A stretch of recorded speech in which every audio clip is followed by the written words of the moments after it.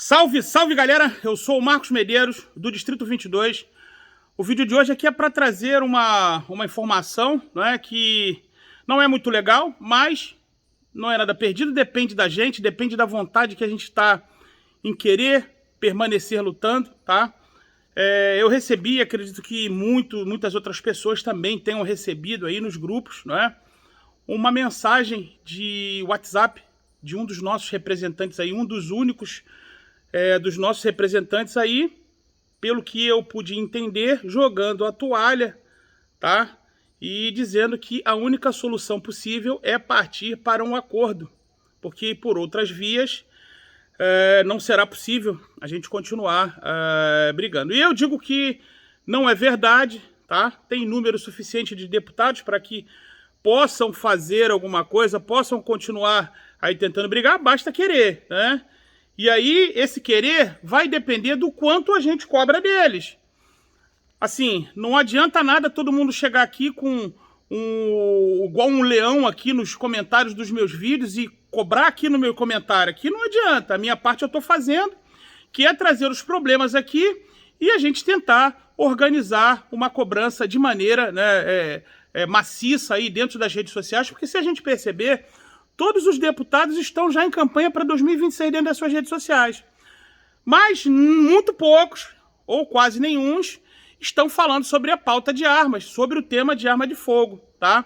Todos eles tratando de assuntos diversos aí, dentro das suas bases eleitorais, enfim. Mas muito poucos falando sobre arma de fogo. Aquele advogado lá, eu me esqueci de onde, mas ele é presidente da CBTT, CBTT, se eu não estiver enganado, o Roncalli, ele fez um vídeo semana passada falando que é quase que impossível se quebrar um PDL num primeiro ano aí, enfim, tentar se modificar alguma coisa num primeiro ano de governo. Mas é algo que se mostra que não é verdade, que quase conseguiram lá, através de um PDL, derrubar os decretos que foram feitos pelo Bolsonaro logo no início do seu mandato. E aí, por que a gente também não parte para essa estratégia? Mas vai depender do quanto a gente quer cobrar. Se você tem tempo para vir aqui no meu vídeo e aqui reclamar aqui nos comentários, também vá lá na rede social do deputado. Não adianta chegar lá quando tiver na rede, lá no comentário do deputado e colar as placas e não falar aquilo que precisa. Eu creio que tudo tem que ser de maneira respeitosa. Não adianta você chegar lá e xingar o cara e, enfim, ameaçar, falar um monte de bobagem. Mas cobrar qual é a obrigação, porque muitos dos deputados que aí estão, e são defensores da pauta das armas, ganharam notoriedade e se elegeram, sim, através do caminho que as armas, das portas que as armas abriram, tá? Não cabe aqui ficar falando, não cabe aqui ficar lembrando, mas depende de nós, agora, nesse exato momento, entrarmos lá nas redes sociais deles e cobrarem um posicionamento, cobrar uma postura. Eu vou só passar aqui uma informação. Havia lá em tramitação um PDL, na Câmara, e também acredito que simultaneamente também no Senado. Nós precisávamos de 254 assinaturas na Câmara e de 44 assinaturas no Senado. E aí eu cheguei ao seguinte resultado, chegou até uma informação até a mim, só temos 82 assinaturas na Câmara e 15 assinaturas de adesão para o PDL no Senado, ou seja, a gente precisa trabalhar mais, com mais força, para que a gente pressione esses deputados, para a gente pressione os senadores e assim no PDL. A derrubada desse decreto é fundamental, porque eu tive olhando aqui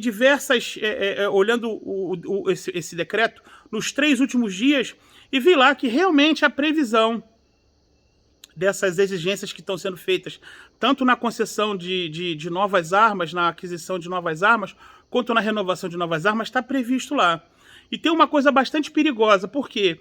Porque você não consegue transferir os seus acervos, pelo menos os acervos que agora considerados restritos, para outras atividades. Exemplo, se a vaca fosse para o brejo, e aí você teria a possibilidade de mandar tudo para o acervo de coleção, caso quem tenha. E hoje não é possível isso. Você não pode transferir uma arma que é de defesa pessoal para um acervo de tiro, uma arma de tiro para o acervo de defesa pessoal, uma arma de tiro para caça, da caça para o tiro, enfim.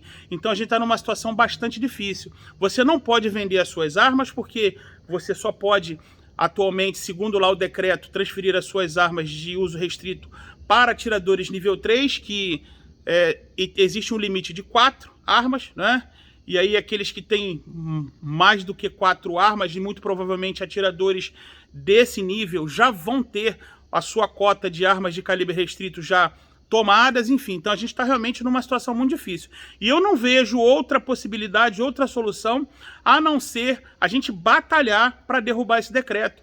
Por quê? Porque hoje a gente está numa situação confortável, mas eu conversei hoje, ao longo do dia, com diversas pessoas que estão diretamente envolvidos lá no segmento político e deram informações. Um deles falou assim para mim, cara, o tiro está com dias contados.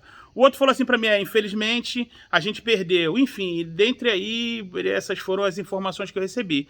Mas eu aqui, como sempre, de costume, vocês sabem, não me dou por vencido nunca. Então, estou fazendo esse levante aqui. Quem quiser, quem tiver interesse em permanecer lutando, permanecer de pé aqui na batalha, vamos entrar aqui nas redes sociais dos nossos deputados, os que representam a pauta das armas, e vamos cobrar um posicionamento claro deles. A gente precisa disso, a gente precisa desse esforço de cada um que assiste os meus vídeos, que assiste os vídeos do Andrei, que assiste os vídeos do Tony, que assiste o vídeo do Júlio, que assiste o vídeo de todo mundo aí.